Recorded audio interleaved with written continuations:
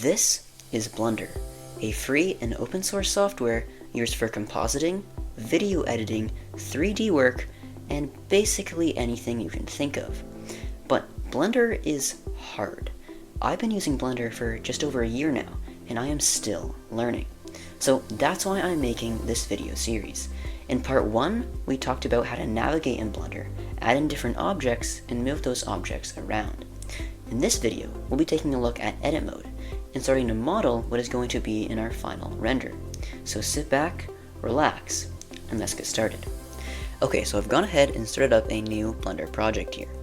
This is going to be the Blender project where we eventually render out our final animation. So to save this, go up to File and then select Save. You can then choose where to save this project and what you want to call it. I'm going to go ahead and call this Beginner Blender Tutorial.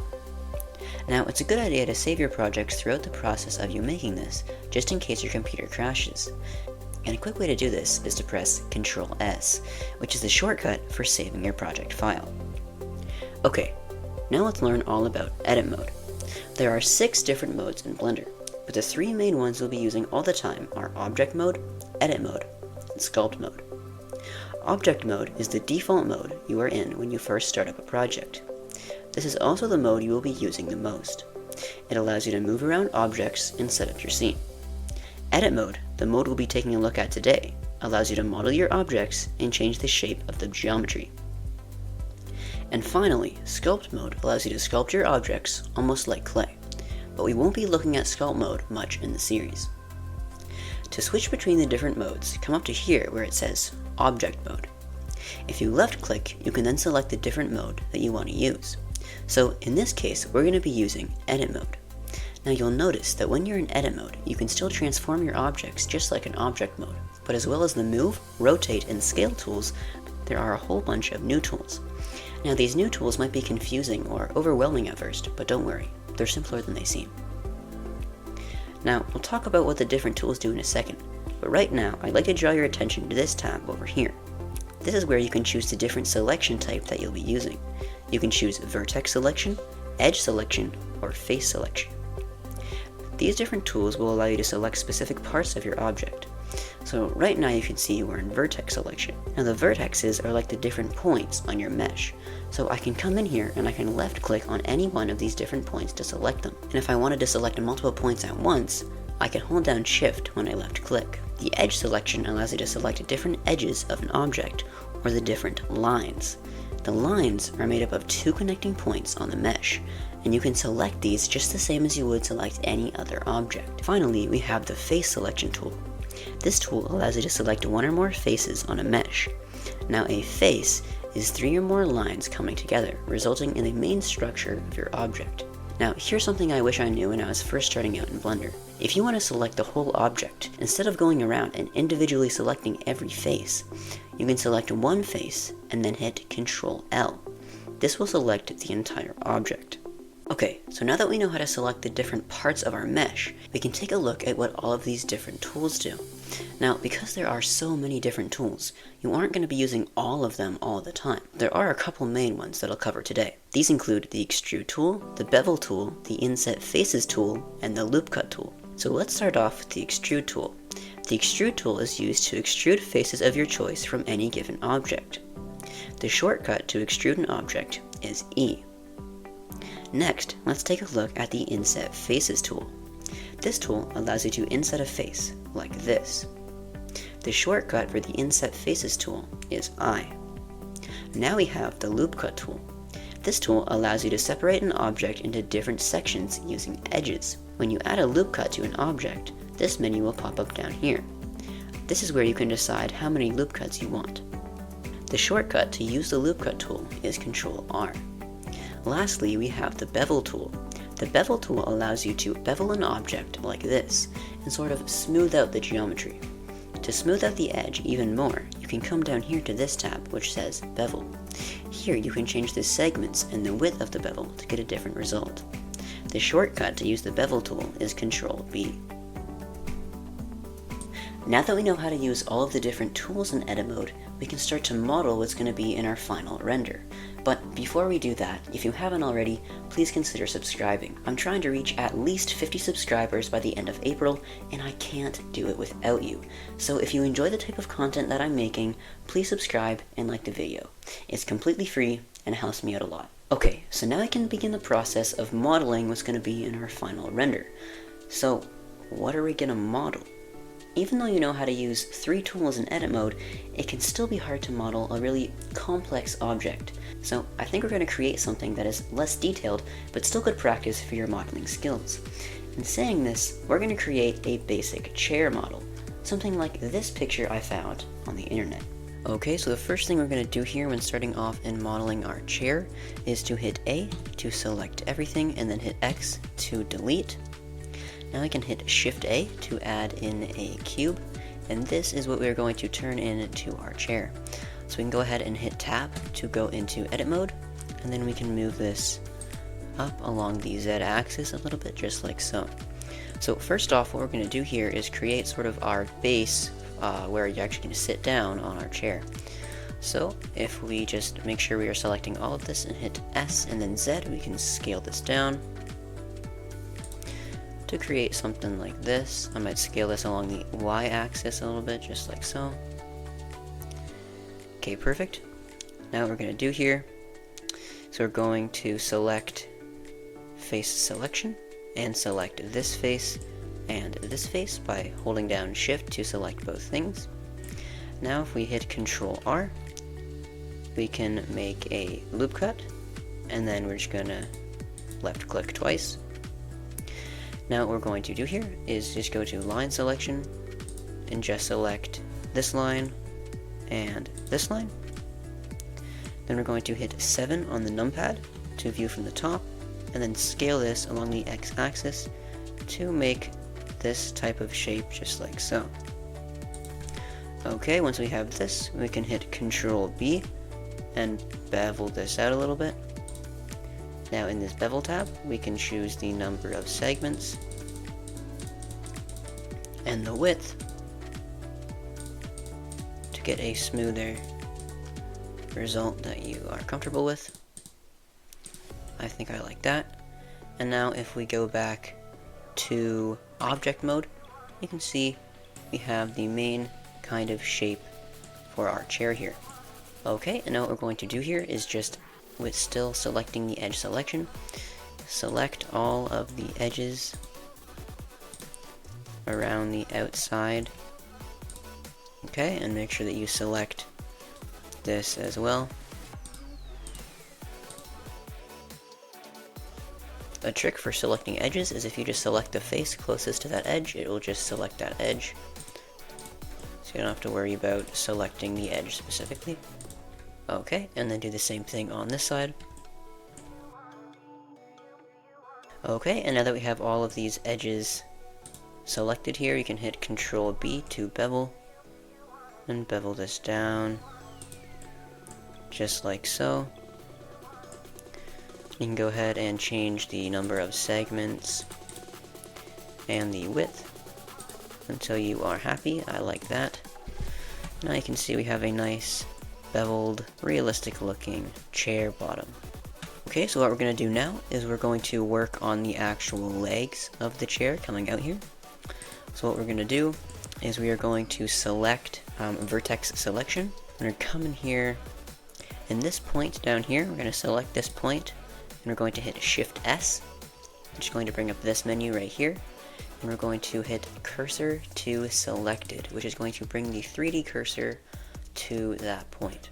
Now, if you hit Shift A and add in a cylinder, you can see that the cylinder was added in right at that point, making it a lot easier when we are modeling. So what we're going to do now is hit 3 on the keyboard to view from the side, and then we're going to move this down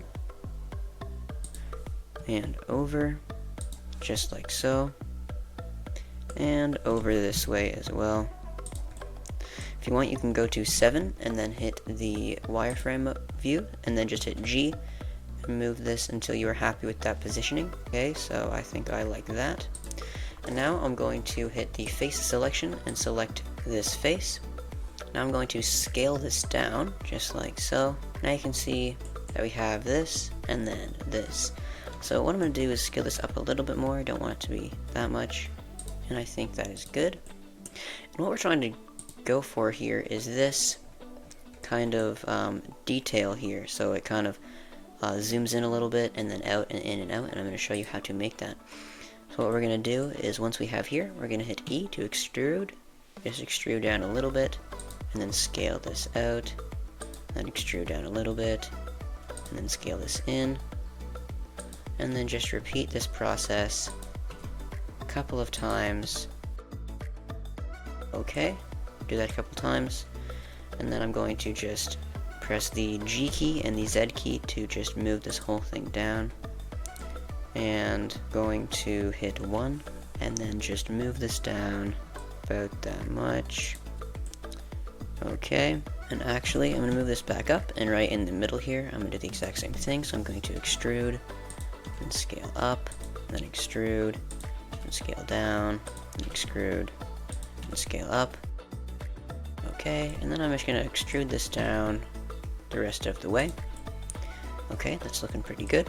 Okay, now that we have our chair leg ready here, what we're going to do is we're going to go over here and choose the edge selection tool, and just select all of the edges of the table leg here. So just hit shift and then select all of these edges here. And this part is probably the most tedious part of modeling. Sometimes you just have to come in here and select everything, but it is worth it in the end because it's going to look really good. And what we're going to end up doing is beveling the edges to make it look smoother. So I'm just going to fast forward this part. Okay, and once you have selected this edge here, you're going to select this edge as well, and basically any edge that you have created because of your because of your scaling, you are going to select that. So again, I'm just going to fast forward this.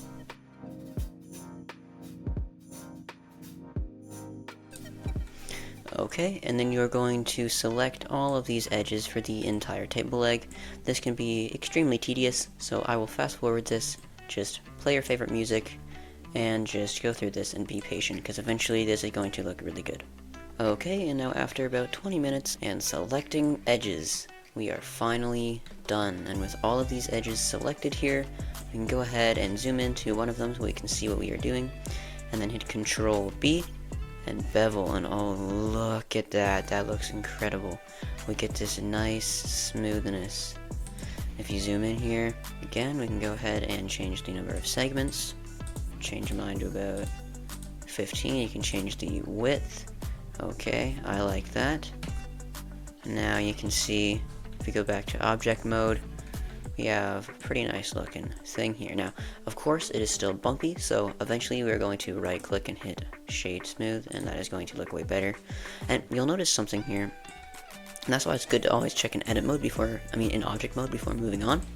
You see we have this little lip here. So what we're going to do is hit Control Z, and that's going to go back, and hit Control Z until you're back to this spot here. Now we're going to go up to this lip and hit Control B, and just make sure that when we are doing this, we are not changing that too much. And that's exactly what happened. I over beveled it. You want to make sure you're not beveling it too much, or else that can happen. Okay, and I think that is gonna have to do. That looks very nice. And then again, afterward, we're gonna hit shade smooth, and that is going to look way better.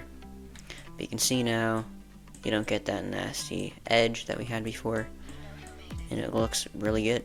Back inside of edit mode, what we can do is we can select one of these lines here, and then hit Control L to select the entire thing. Now I'm going to hit 7 on the numpad to view it from the top view, and then hit the wireframe mode so I can view this in wireframe. I'm also going to go ahead and just scale up this leg here. I didn't realize how small it was before. And then move this over here, just like so. Now because we've scaled this up, it's going to be going through the actual chair leg, and I can see this is actually a bit too big, so just make this the size that you are comfortable with, and I think that is pretty good. And then of course we can move this down until it's just barely touching the chair here. Okay, just like that. And then back with numpad 7, hit Shift D to duplicate this table leg and then move this on the x-axis over here. It doesn't have to be exact, but just try and make it so that the space between here is the space between here, and vice versa. Okay, that looks pretty good. Now do the same for the y-axis, so hit Shift D, Y, and then just move this down here. Again, just try and make the same space. Doesn't have to be perfect. You're not going to be able to see the bottom of the chair, but just make sure it looks pretty good. Okay, and then one more time, Shift D, X to move it over here, and then do the exact same thing as before. Okay, so I think I am happy with that. So if we go ahead and view this in object mode, you can see this is what we have so far. It's not looking the best, but it is starting to look more like a chair. Now something I will notice is that the legs themselves are too long. So to fix this, we're going to go to face selection inside of edit mode, and shift select these faces here. Then just hit 3 on the numpad to view from the side angle. Then just hit G and then Z to move this up. And that's probably good. Yep, that is looking better. Now if we look at this image that I'm using here, they also have supporting beam coming in here. So we're going to do that right now. So what we're going to do here, let's go back into edit mode, go to about the middle right here. Let's just use this leg, and we are going to hit Shift A and add in another cylinder, and then again just shrink this down with the scale.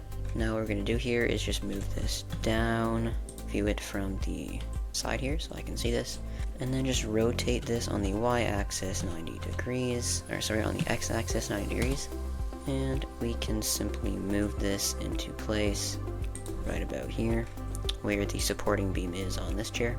And what we're going to do here is just move this into place just like so. You can see it's too big, so we can go ahead and scale this down a little bit more.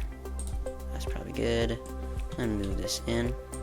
Now what we're going to do here is just scale this on the y-axis and move this over maybe a little bit more. Okay, perfect.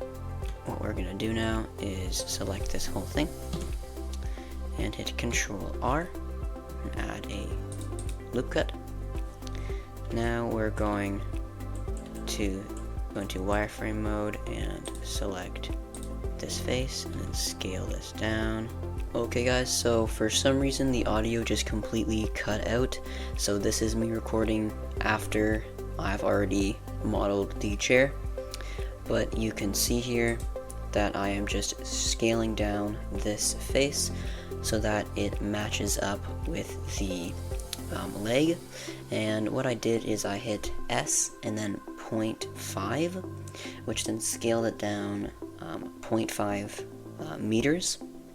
And the reason I did this is so that I could match it for both sides of the brace. Okay, so once we had the first brace modeled here, what I did is I went ahead and I selected the brace, and I hit Control L to select the entire object.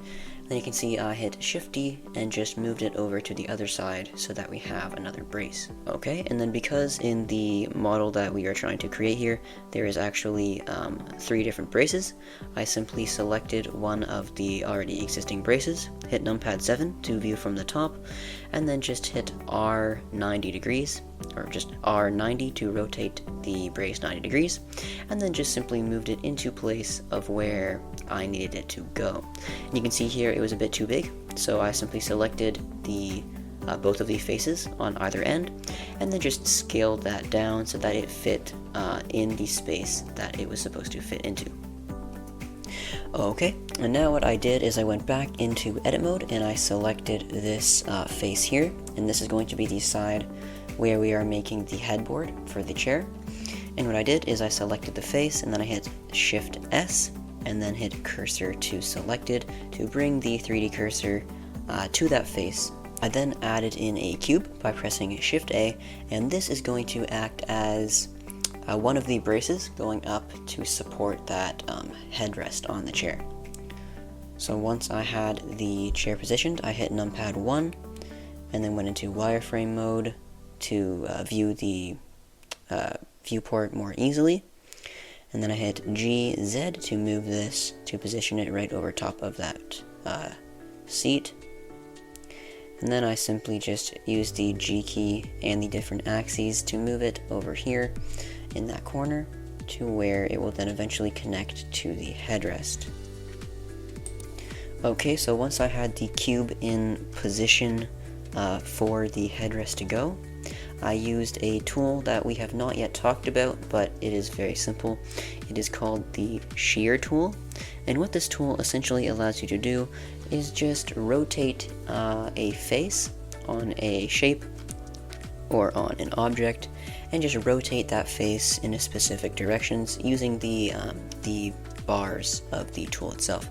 So you can see that 3 different types of bars popped up, and then I just moved one of those bars to rotate that face of the cube in the direction that the headrest is going to go. And once I rotated that face, I then went back to the normal selection, which is that arrow with the orange square around it in the top left corner. Now you can see I hit the E key to extrude this face up into the air to where it will eventually connect with the headboard of the chair. I then scaled down the top face of that cube to allow the headboard to rest and fit onto there a little bit better. And you can see I am now just hitting G and then Y to move that face on the Y axis over a little bit, because I had actually overshot the position when using the shear tool. So that's something you can do if you overshoot when using the shear tool. You can just move the face along that axis. And then what I did once I had positioned that cube where I wanted it is I went down to one of the legs and just duplicated one of those legs, as I'm going to use one of the designs for the bar holding up the headrest. So I just selected the leg and hit Ctrl L, and then hit Shift D and moved it up on the Z axis to where I needed it to be. And then what I did is I selected the bottom half of the leg while on side view, and then I hit the 9 on the numpad to view from the other side, and then I selected everything on that side. Then what I did is I just went around making sure I didn't forget any of the faces to select. Now, as you can see, there is no bottom face on this leg here, so what I had to do is go around and individually select every single line on the bottom of the leg. And then what I did is I hit F, which then fills all of those lines with a face, connects all of those lines together, allowing it to have a bottom and a top for the leg. Okay, and then what I did is I took the leg of the chair and rotated it so that it was at the same angle as the cube that was already connected to the chair, as we were going to join these two objects together in a couple of minutes. And then once I had the design leg positioned over top of that cube, I moved it up a little bit and then extruded that bottom face down, and I took that very bottom face and scaled it down so that it would fit right on top of that cube. Okay, and then once I had the designed leg positioned properly over top of that cube, what I did is I scaled it down a little bit, and I beveled, you'll see I beveled the bottom of the design by simply pressing Ctrl B, which then smoothed it out a little bit. And then you can see I also beveled the cube itself, the top face of the cube itself, and then I just moved them together. And that creates the illusion of it being joined together, and because it's in edit mode, it is actually joined together, so it works perfectly. And you can see, as well as scaling this down and beveling it, I also rotated it so that it was a little bit more straight, just like it showed in the picture that I found online.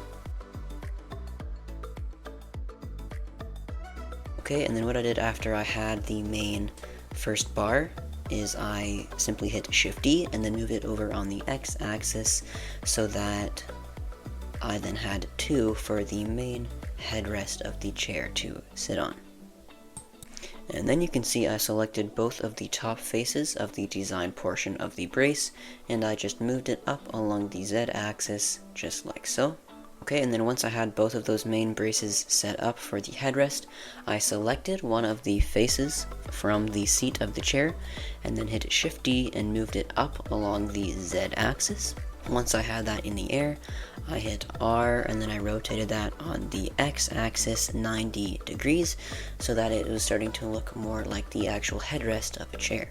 Once I had that rotated, I simply hit E to extrude and give the face some thickness for the actual headrest itself. I then selected the top faces of the headrest and simply hit G and then Z to move this down on the Z-axis because it was looking a little bit too tall in my opinion. What I then did was select the entire object and then hit Ctrl B to bevel that and round out the edges, giving it a smoother, more realistic kind of look.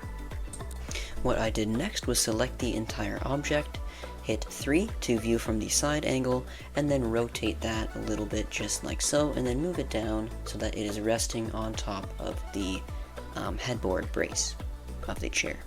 I then moved the headboard on the X-axis so that it was lining up properly with the braces itself, and I hit 1 on the numpad to view it straight on so that it was easier for me to accomplish this. Now all I had left to create was these 4 braces inside of the chair for the middle of the headrest. So what I did is I selected the outer face of this, or the inner face, sorry, of this head brace here, and then I just hit Shift D and I moved this over just like so. I then hit E to extrude and give the brace a little bit more thickness. And then I hit Ctrl L to select the entire object, and then I hit GZ to move that object down on the X-axis, lining it up onto the chair seat. I then scaled up the top face of the brace because it was a little bit too skinny for my liking.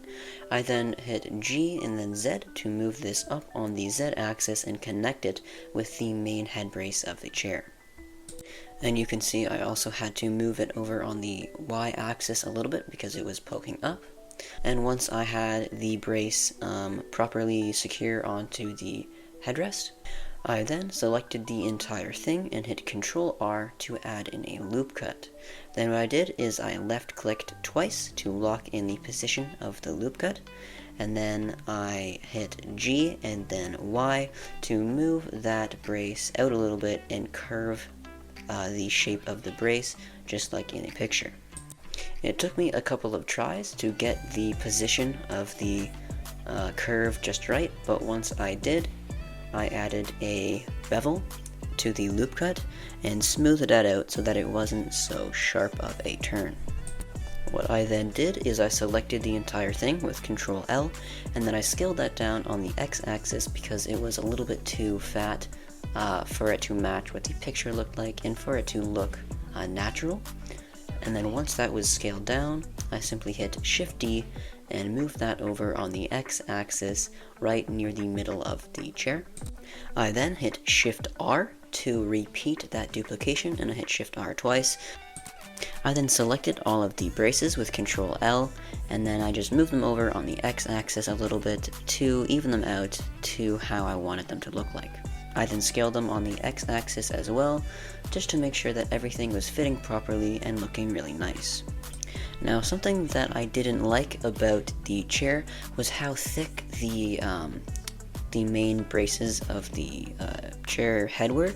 So what I did was I selected all 4 faces of the cube, and then I just simply scaled that down and then repositioned that onto the chair so that it was smaller and that it looked a little bit better, I think.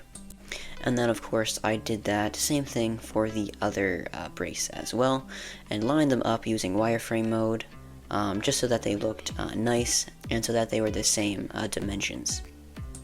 The last thing that I did was select all of the edges around that bottom brace for both of the braces, And then I simply hit Control B to bevel that out, smooth it out, and make it look a whole bunch more realistic so it wasn't just a sharp edge. And that is how you model a basic chair inside of Blender. Well, alright guys, that is going to be it for part 2 of this Blender tutorial series. If you made it this far in the video and are still watching, you might as well subscribe and hit that bell notification so you don't miss the final video in the series of where we texture and render out the chair model as an animation. Alright, bye guys.